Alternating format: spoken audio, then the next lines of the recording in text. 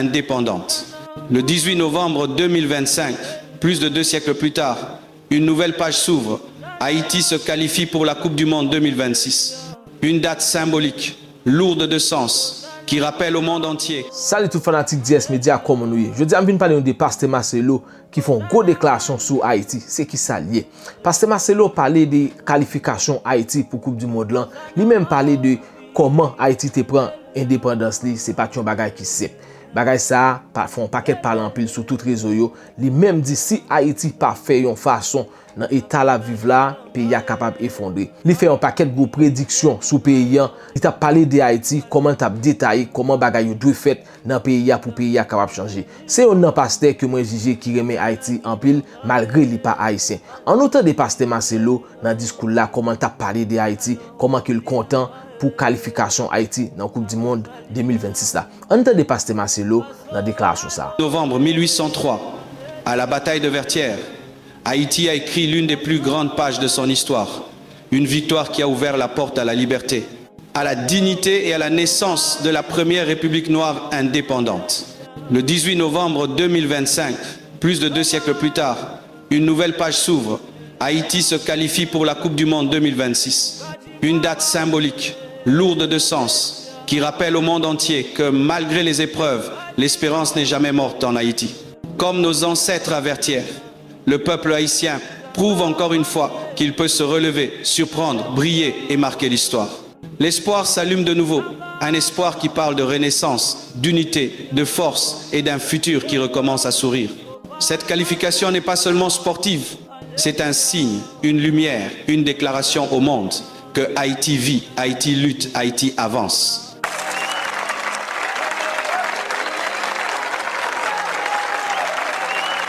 Bien-aimés frères et sœurs, dans une nation, vous pouvez avoir des raisonnements qui sont des forteresses du diable qui vous empêchent d'être développés et de vivre la main de Dieu et la puissance de Dieu.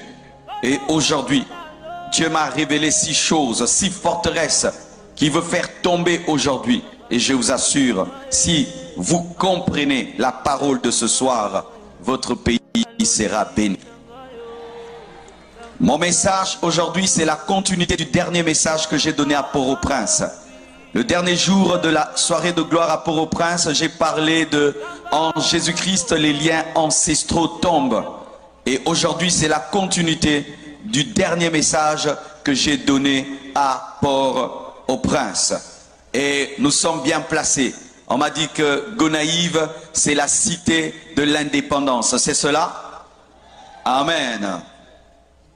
Bien-aimés frères et sœurs, derrière les forteresses, il y a des démons. Derrière les forteresses, il y a l'esprit de l'erreur. Derrière les faux raisonnements, il y a l'esprit des sectes. Derrière les faux raisonnements, il y a l'esprit du mensonge. Derrière les faux raisonnements, il y a l'esprit du serpent, l'esprit de l'égarement, l'esprit de l'antichrist. Nous voyons dans Genèse 3, versets 4 à 5, lorsque le serpent parlait à Ève, il lui a donné un faux raisonnement afin de l'attraper, de l'assujettir. Alors le serpent dit à la femme, vous ne mourrez point, mais Dieu sait que le jour où vous en mangerez, vos yeux s'ouvriront et vous serez comme de Dieu, connaissant le bien et le mal. Le diable a mis dans la femme une forteresse, que Dieu était contre l'homme, que Dieu était jaloux de l'homme. Et cette forteresse, ce faux raisonnement que le diable avait mis dans la tête de Ève, l'a amené à pécher et à connaître la déchéance.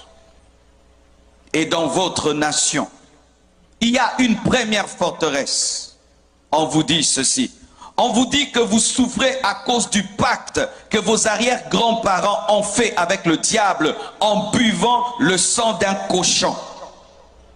On vous dit ça, que les Haïtiens souffrent parce que vos grands-parents avaient bu le sang du cochon au bois du caïman à cause de Dessalines. On vous dit que vous payez jusqu'aujourd'hui par des catastrophes naturelles que les tremblements des terres que vous avez et la pauvreté que vous connaissez, c'est parce que vos ancêtres avaient bu le sang d'un cochon. D'autres disent, vos ancêtres avaient bu le sang d'un homme. Vous avez invoqué les démons du vaudou et Dieu, à cause de cela, vous fait payer cher jusqu'aujourd'hui en envoyant des catastrophes et en envoyant la pauvreté. Est-ce que c'est vrai? Regarde ton voisin, dis-lui, est-ce que c'est vrai? Nous allons réétudier ce qu'on vous dit. Ce qu'on dit partout, on dit ça des Haïtiens. Là-bas, ils souffrent pourquoi? Ils sont dans le vaudou. Là-bas, il y a des tremblements de terre parce qu'ils sont dans le vaudou. Là-bas, ils sont pauvres parce qu'ils sont dans le vaudou. Est-ce que c'est vrai?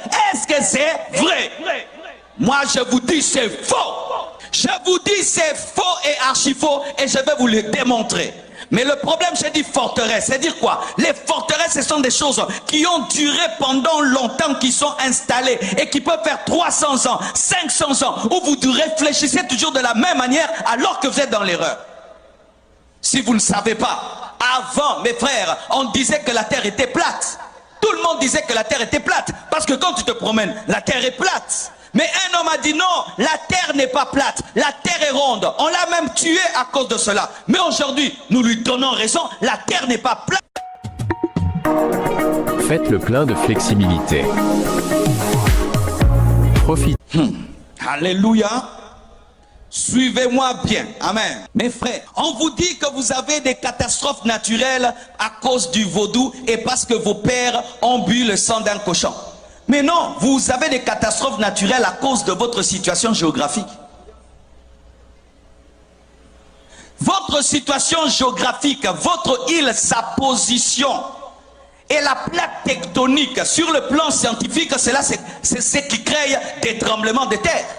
Parce qu'il n'y a pas que des tremblements de terre ici. Il y en a aussi chez vos voisins qui ne sont pas dans le vaudou. Les tsunamis ne viennent pas qu'ici, ils vont aussi ailleurs alors qu'eux ne sont pas dans le vaudou.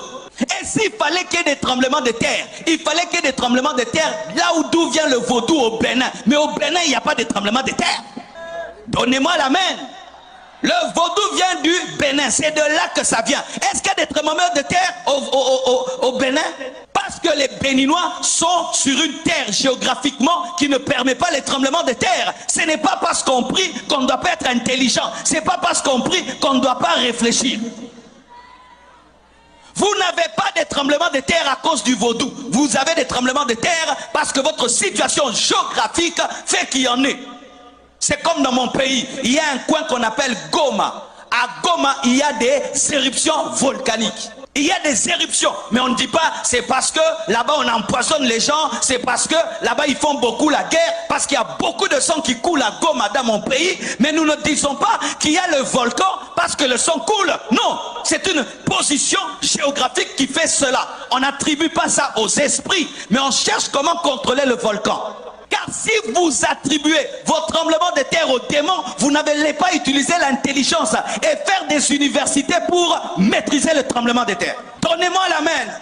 Lorsque tous vos problèmes sont sorcellériques, vous n'allez pas réfléchir. Les Japonais aussi ont des tremblements de terre. Et qu'est-ce qu'ils ont fait? Ils ont étudié comment fabriquer des gratte-ciel qui résistent aux tremblements de terre. Là-bas, ils prient le vaudou. Ils ont aussi des tremblements de terre. Arrêtez de dire ça.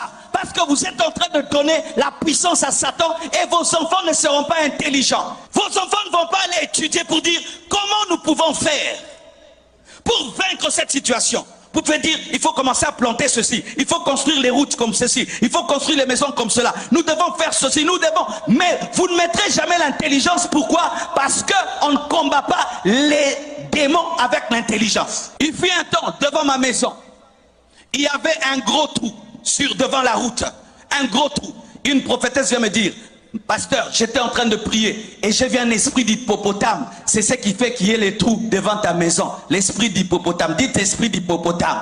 Pour elle, le trou devant la maison, c'était l'esprit d'hippopotame. Le trou sur la route, c'était l'esprit d'hippopotame. Quelque temps après, le gouvernement engage des Japonais ou des Chinois pour arranger la route et les Chinois passent par là, ils remblent le trou. L'esprit d'hippopotame était parti parce que ce n'était pas l'esprit d'hippopotame, c'était l'esprit des désordres.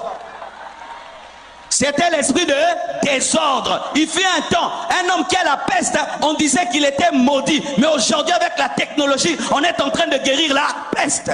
Si tremblement de terre est égal à vaudou, alors partout il y a des tremblements de terre, partout il y a des séismes. Est-ce qu'ils sont dans les vaudous? Et s'il fallait qu'il y ait des tremblements de terre, il fallait que ça commence là où le vaudou a commencé, au Bénin. Mais là-bas, il n'y a pas de tremblement de terre. Vous êtes pauvres parce que le vaudou, vos parents ont bu le sang. Bien aimé, combien de gens sont en train de boire le sang maintenant? Combien de gens boivent le sang même humain, pas le sang d'un cochon, aux États-Unis, dans des pays développés, mais ils sont riches. Quand vous attribuez votre pauvreté aux esprits, vous n'allez pas économiser, vous n'allez pas avoir une économie forte, vous n'allez pas vous battre pour avoir une bonne politique, vous allez dire toujours le diable, le diable, le diable. Ce n'est pas moi, c'est le diable. Ce n'est pas moi, c'est le vaudou. Arrêtez de mettre tout sur le dos du vaudou. Ta maison est sale, tu attrapes des microbes, c'est le vaudou. Tu prépares la nourriture qui n'est pas bien cuite et tu attrapes des problèmes de ventre, c'est le vaudou. Tout vaudou. Quand tu ne balayes pas ta maison, elle est sale, c'est encore le vaudou. Arrêtez de donner la force au diable alors qu'il est vaincu à la croix.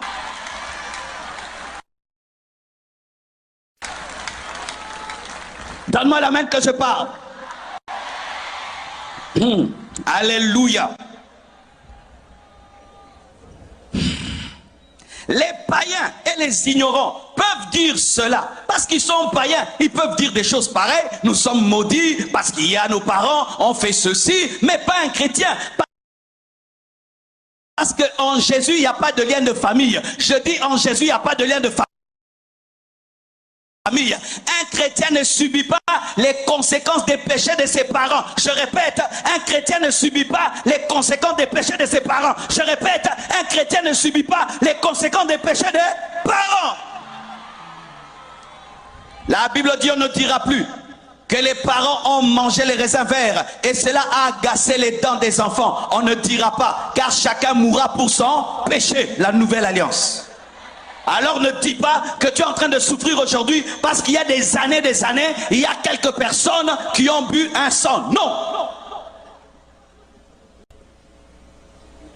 Alléluia.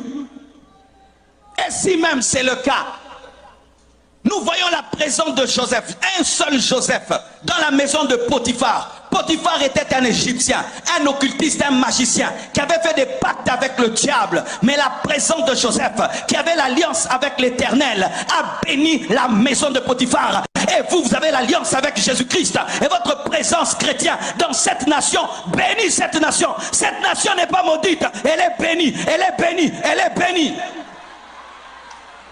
Comment vous pouvez croire que quelques personnes qui pratiquent le vaudou, ça peut influencer tous ces chrétiens? Dites-moi alléluia. Donc vous tous ici, vous êtes incapables de bénir Gonaïf. Alors qu'un Joseph, un seul Joseph a béni l'Égypte. Mais vous êtes à combien de chrétiens? Combien d'églises? Combien de pasteurs? Et vous continuez à dire, ce pays, à cause du vaudou, c'est insulter Jésus, c'est insulter Dieu. C'est insulter Dieu, c'est insulter Dieu. Donc leur petit groupe de vaudou là influence tout ce pays qui a tous ces chrétiens. Quand je marche sur la route, église, église, église, boutique, église, boutique, église, église, boutique, boutique, église, et toutes ces églises ne peuvent pas dire que ce pays est béni. Non, et archi faux.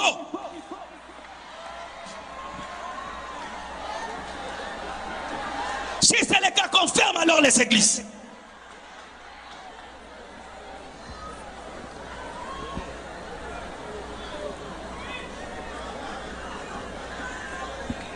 Donnez-moi la main. Un seul Joseph a béni une nation de sorcellerie.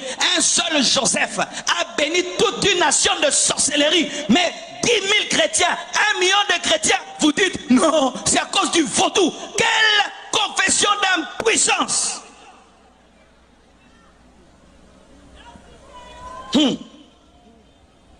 Et écoutez ceci. Les Américains, les Chinois, les Français, n'ont-ils pas fait pire que vous? Les Américains déclenchent des guerres dans des nations. Il y a des millions d'hommes qui meurent. Des Français déclenchent des guerres dans des nations. Des millions de gens meurent. Mais tu vas en France, tu vas aux États-Unis. Les chrétiens vont bien. Mais vous continuez à chanter le vaudou, le vaudou. Mais là-bas, c'est le siège de la franc-maçonnerie. Là-bas, on dit que Dieu n'existe pas. Arrêtez de crier tout le temps vaudou. Mais c'est que vous ne savez pas. Est-ce que je peux vous parler? Ce n'est pas parce que nous sommes chrétiens que nous ne devons pas utiliser l'intelligence. En soi, ce qui vous arrive, voici ce qui vous arrive. Vos pères sont les Africains les plus courageux du monde. Ce sont les premiers Africains qui ont arraché d'eux-mêmes leur liberté. On ne leur a pas donné, ils ont arraché. Et l'homme dont vous parlez dans votre histoire, Toussaint Louverture, a tenu tête face à Napoléon Bonaparte, qui était un grand empereur. Il a même vaincu dans une bataille. Et c'était un mauvais signe pour le monde. Et ça allait se répercuter sur toute l'Afrique. L'homme noir allait dire qu'il peut. C'est pourquoi la communauté étrangère s'est liguée contre vous. C'est ça la vérité. Vous voyez que des démons. Ah, parce qu'on est chrétien, on ne peut pas parler comme ça, hein, que je dise démon, hein, alors que mon intelligence me dit que non, il y a un complot contre vous. Il y a un complot contre vous pour que vous ne soyez pas des modèles pour les Congolais, pour les Béninois, pour tous les autres Africains qui puissent dire nous pouvons s'y tenir tête et poursuivre notre destinée. C'est pourquoi on vous combat, on vous assiège pour vous appauvrir afin qu'on dise si tu te libères, tu seras comme eux. C'est ça la vérité. C'est ça la vérité. Vous êtes comme les Juifs qui avaient quitté l'Égypte. Et maintenant, Pharaon est en train de vous poursuivre pour vous ramener en Égypte. C'est ce qui vous arrive. On veut vous ramener économiquement et politiquement. Et maintenant, au lieu que vous puissiez vous unir, vous êtes en train de vous diviser. Et le peuple que vous avez, vous êtes en train de le détruire. Lorsque j'ai suivi sur Internet, quand vous faites des marches, vous cassez les boutiques. Non! Si vous marchez, marchez seulement, ne cassez pas, ne pillez pas. Vous êtes en train de détruire le peu que vous avez. Vous détruisez le peu que vous avez. Je ne peux pas vous dire de ne pas revendiquer. Le pasteur ne peut pas dire ça. Et je ne peux pas vous dire marcher, non. Mais c'est que je peux vous dire, n'insultez pas et ne cassez pas. N'insultez pas et ne cassez pas. Mais sachez aussi, vous pouvez changer 10 000 présidents, mais si dans la tête vous ne changez pas, vous aurez les mêmes problèmes. Vous aurez les mêmes problèmes. Changer de président, ça ne fait rien. C'est vous qui devez changer. Vous avez déjà eu combien de présidents? Combien de coups d'État? Combien? Donnez-moi la main. Je ne suis ni pour les pouvoirs, ni pour l'opposition. Même dans mon pays, je parle comme ça. Je suis au milieu du village. Je parle au peuple et je parle aux dirigeants. Et je suis au milieu. Ça, c'est encore marché. Qu'est-ce que moi j'ai fait? Qu'est-ce que ma voiture t'a fait? Qu'est-ce que ma boutique t'a fait? Ne commettez pas l'erreur que nous on a commis au Congo. Vous savez ce que nous on a fait au Congo? On a marché comme ça et puis on a pillé. On a pillé les plus grandes entreprises. On a pillé la zone industrielle. Et notre économie a reculé fois 100. Et la zone industrielle aujourd'hui est devenue une zone résidentielle. Qui ont détruit nous-mêmes? Et quelle force? On pouvait voir un Congolais qui transporte lui-même un congélateur. Cette force-là que tu as pour piller, tu ne peux pas l'utiliser pour travailler. La force que tu as là pour transporter des congélateurs, tu ne peux pas l'utiliser pour travailler et développer ton pays.